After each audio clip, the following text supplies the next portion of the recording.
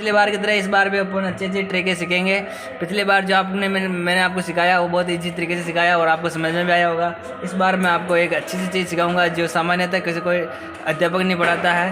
ये ऐसी ट्रिक है जो है ना आपके एग्जाम में भी पूछी जाती है, कंपटीशन एग्जाम में पूछी जाती है, रेलवे, एनटीपीसी, एसएससी सब में पूछी जाती है, सीजीएल वगैरह में। तो अब आपको मैं दिखाता हूँ। जैसे सामान्यतः आपने ऐसे क्वेश्चन देखे होंगे, जैसे कि है ना कुछ पैर और कुछ सिर।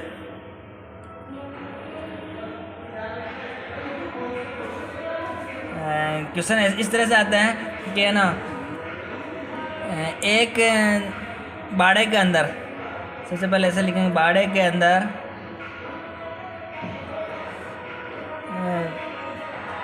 कुछ खरगोश है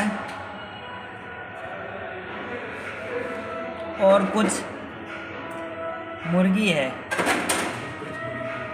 आपको पता है खरगोश के 4 पैर होते हैं, मुर्गी के 2 पैर होते हैं। तो ये इस तरह से क्वेश्चन आएगा आपके, इन सबको मिला के कुल पैर हो रहे हैं उनके 120 और कुल सिर हो रहे हैं 40। तो बताओ अब आप इसमें से मुर्गे कितने हैं और खरगोश कितने हैं। तो इस प्रकार के क्वेश्चन को अपन सोल्व करने के लिए सबसे पहले अपन माना कि सभी को अपन 40 टोटल पीस है वहाँ पे 40, जैसे खरगोश और मुर्गी है 40। अब इसके अंदर 20 मुर्गे हो सकते हैं और 20 खरगोश हो सकते हैं, या 30 खरगोश और 10 मुर्गी हो सकती है। लेकिन अपन को एग्जैक्ट निकालना है, पैर भी 120 ही होने चाहिए उनके। अगर अपन 20 पैर खरगोश और 20 मुर्गे रखेंगे तो 20 खरगोश के होते हैं, एक खरगोश के 4 पैर तो 80 और 20 मुर्गी के 120। ये हो गया, नहीं 40, ये हो गया 120। इस प्रकार से अपन, ये क्वेश्चन इजी था इसलिए अपन ने कर लिया इजी से।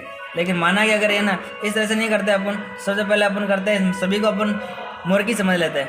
तो टोटल 40 सिर है तो 40 सिर ही मुर्गी के मान लेते हैं। तो एक मुर्गी के 2 पैर होते हैं तो टोटल पैर कितने हो गए 80, जबकि अपन को पैर लाने 120 पैर लाने, मतलब कि 40 पैर ज़्यादा लाने हैं। 40 पैर ज़्यादा लाने के लिए अपन को खरगोश डालने पड़ेंगे और एक खरगोश के 2 पैर ज़्यादा होंगे, क्योंकि 4 पैर होंगे खरगोश के, जबकि मुर्गी में आ गया 2 पैर। तो अपन दो पैर एक्स्ट्रा के हिसाब से 40 पैर एक्स्ट्रा लाने हैं। तो 40 डिवाइडेड बाई 2 यानी कि 20 खरगोश है। इसको 20 खरगोश रख लेंगे अपन, जिसके 4 पैर हो गए, और 20 मुर्गी रख लेंगे। ये हो गए 80, ये हो गए 40, टोटल हो गए 120। इसी तरह से अपन एक और क्वेश्चन लेंगे, जैसे कि है ना कुछ टेम्पो है, कुछ टेम्पो और कुछ कार किसी रेस में चल रही है।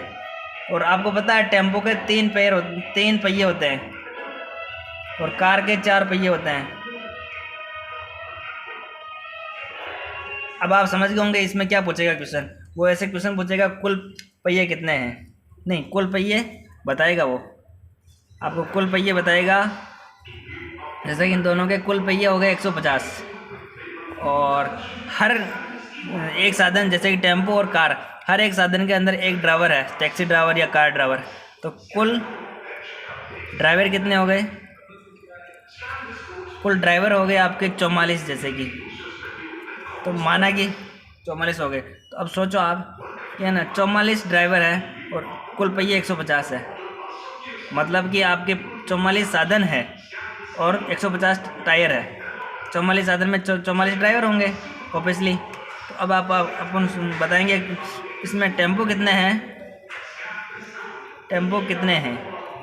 और कार कितनी है।